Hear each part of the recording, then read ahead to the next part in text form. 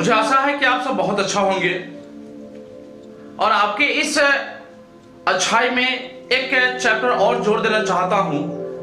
मुन्ना भाई मतलब मेरे द्वारा लिखी हुई यह पुस्तक कष्टमेव जयते, जिसके बारे में मैंने बताया था आपको पिछले वीडियो में। आज मैं आपको इस वीडियो में इस पुस्तक की कंटेंट के बारे में मैं थोड़ा सा चर्चा करना चाहता हूं।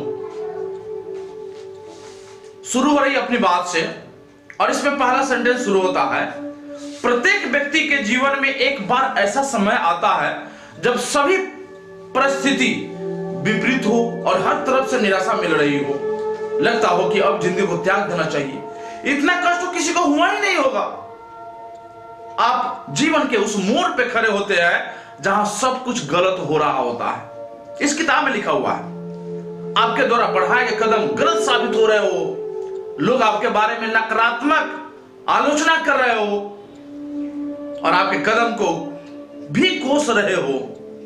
आपको आपके विफलता पर मानो चिढ़ा रहे हो सभी। वस्तुतः विफलता सफलता से ज्यादा महत्वपूर्ण है। वस्तुतः विफलता सफलता से ज्यादा महत्वपूर्ण है। आपके पास विपत्ति आनी शुरू हुई मतलब आगे बढ़ने का रास्ता तैयार हो रहा है। आपके पास विपत्ति आनी शुरू हुई मतलब आगे बढ़ने का रास्ता तैयार हो रहा है। विपत्ति को आप ढाल बनाकर बचने का प्रयास नहीं करें, बल्कि एक हथियार बनाकर कष्ट को नष्ट कर विजेता बने। इतिहास के पन्नों पर जिनकी सफलता की कहानियां पढ़ते हैं ना, वो जीवन में सफल बनने से पहले कई बार असफल हुए रहते हैं। ये आप मानकर चले कि आपका सारा काम हमेशा सही होगा, जरूरी नहीं है। लेकिन अगर आप इस वजह से प्रयास छोड़ देते हैं तो कभी सफल नहीं हो सकते हैं। विफलता भी उन लोगों के ही से आती है जो लोग कदम बढ़ाते हैं, कर्म करते रहते हैं। अगर विफलता से इतना ही डर है तो घर में आराम से बैठे रहे, आराम से जिंदगी काटे, आराम से भगवान के पास जाए, कोई कुछ नहीं बोलेगा।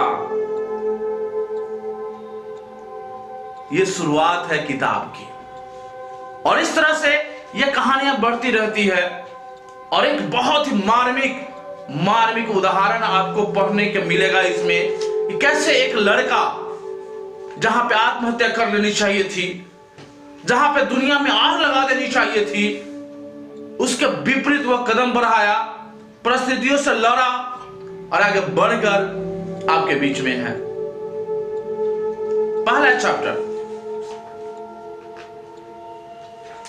अपनी बात के बाद लगभग ये अच्छी मैंने मुझे ये जब अपनी बात को निश्चित रूप से पढ़ेंगे, जब पढ़ेंगे तो आपको एहसास होने लगेगा कि आपके पास जो समस्याएं हैं ना, वो समस्याएं भगवान का दिया हुआ वरदान है। उस वरदान को एंजॉय करें और फिर उस कष्ट को नष्ट करते हुए आप एक विजेता बने, यह एहसास होने लगेगा। ये किताब के जरिए आपको उस चीज का महसूस होने लगेगा जो शक्ति आपके अंदर अंतर्निहित है, सम्मानित है, लेकिन अभी तक फील नहीं हो रहा है। आप हनुमान है, लेकिन आपकी ताकत बताने के लिए किताब आपको बहुत पूर्ण भूमिका निभाएगी और आपको एहसास कराएगी कि आप बहुत ही ताकतवर है।